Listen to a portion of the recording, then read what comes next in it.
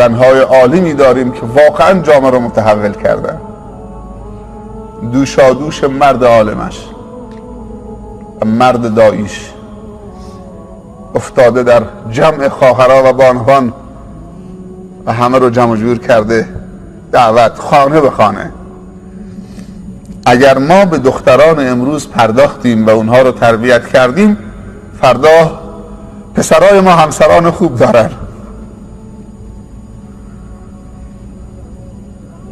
و فرزندان آینده ما مادران خوب دارن و جامعه آینده ما عالمان خوب دارن، متفکران و اندیشمندان و بزرگان و رهبران سیاسی، مذهبی، علمی، فکری خوب دارن.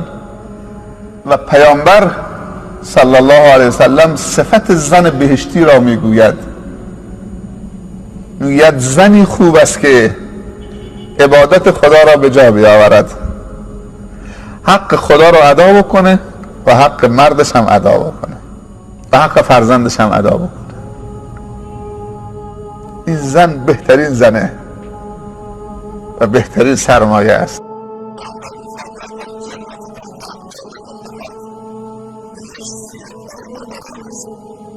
بچه جنین تو شکم مادر، لوله ناف بچه و مادر به هم وصله، از اونجا خون مادر بچه رو تغذیه میکنه.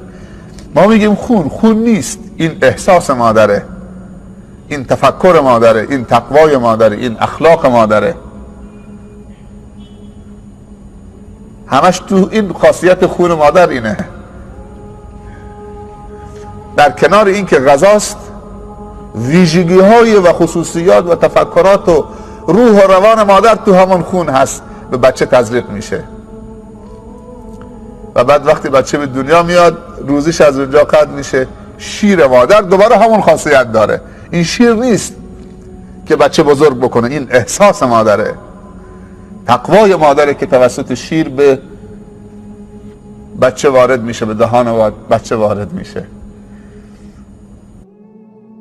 شما خیلی بزرگید، بزرگترین خدمت رو میتونید به جامعه اسلامی بکنید، به بشریت بکنید.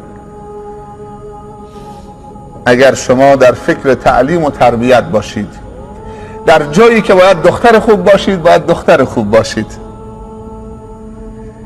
در جایی که باید همسر خوب باشید باید همسر خوب باشید، در جایی که خواهر خوب لازم داریم باید خواهر خوب باشید، در جایی که مادر خوب لازم داریم باید مادر خوب باشید. یک زن 4 نفره، بعضی موقع باید دختر خوب باشه، بعضی موقع باید خواهر خوب باشه، بعضی موقع باید همسر خوب باشه، بعضی موقع هم دیگه باید مادر خوب باشه. یعنی طوری استعمار مادرای ما و زنهای ما را مشغول کرده تو آشپزخونه که اصلا دیگه فرصت تربیت نیست. در روز میبینی 6 ساعت تو آشپزخونه هست، 6 ساعت 7 ساعت تو آشپزخونه هست. خب 7 ساعت هم خوابیده، دیگه چند ساعت میمونه؟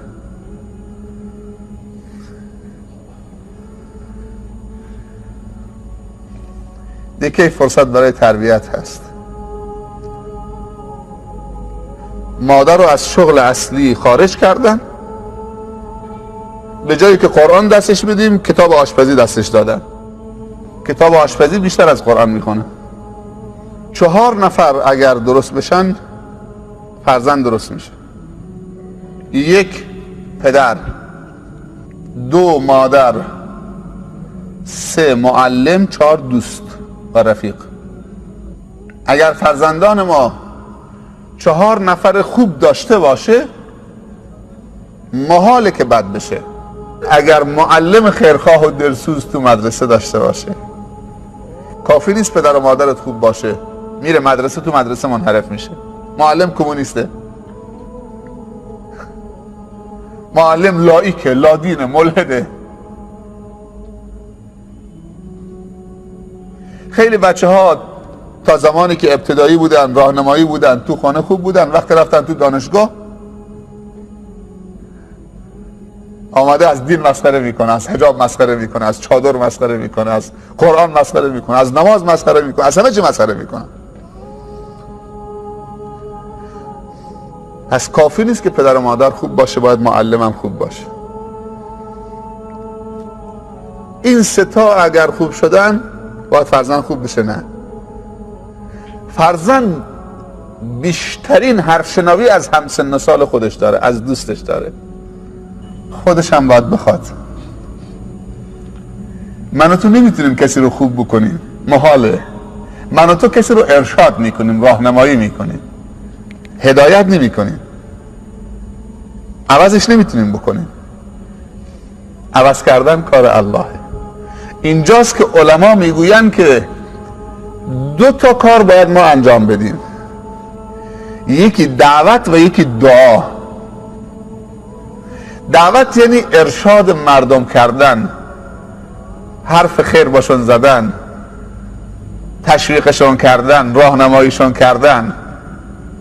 این تنها برای هدایتشون کافی نیست، دعا هم باید باشه تا اونها رو هدایت بکنه. پس دعوت و ارشاد و راهنمایی وظیفه علما و مرشدین و پدر و مادر و دوست و رفیق و همسایه و هر مسلمانی است. اما هدایتی که دلش بچرخونه دست خداست، اون دیگه با دعا حاصل میشه. دعای بدون دعوت به درد نمیخوره، دعوت بدون دعا هم به درد نمیخوره.